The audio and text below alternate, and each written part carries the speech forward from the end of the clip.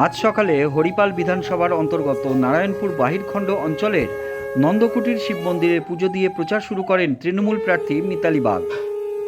প্রার্থীর সঙ্গে প্রচারে ছিলেন রাজ্যের মন্ত্রী বেচারাম মান্না, হরিপালের বিধায়ক করবী মান্না, হরিপাল ব্লক তৃণমূল কংগ্রেসের সভাপতি দেবাশিস পাঠক।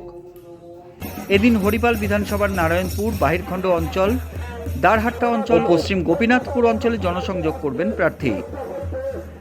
গ্রামের মহিলারা শাঁখ ও উলুধ্বনি দিয়ে প্রার্থীকে বরণ করে নেয়। আসুন দেখে নেওয়া যাক তৃণমূল প্রার্থী মিতালি বাগের প্রচারের কিছু ছবি। News web India, Kolkata.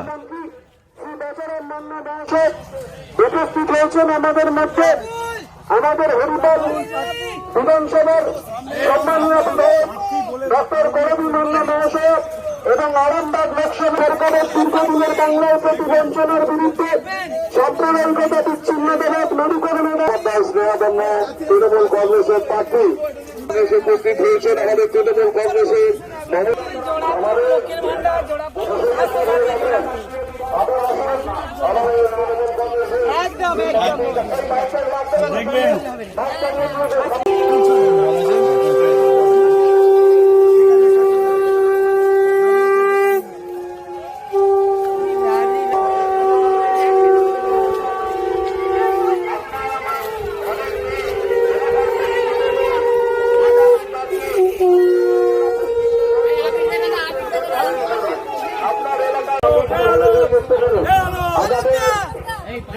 উপস্থিত হয়ে গেছেন আরামবাগ লোকসভা কেন্দ্রে তৃণমূল কংগ্রেসের প্রার্থী।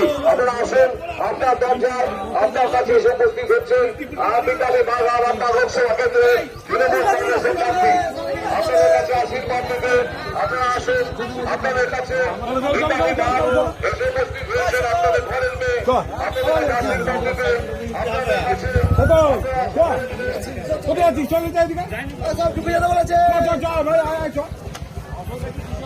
চলো চলো চলো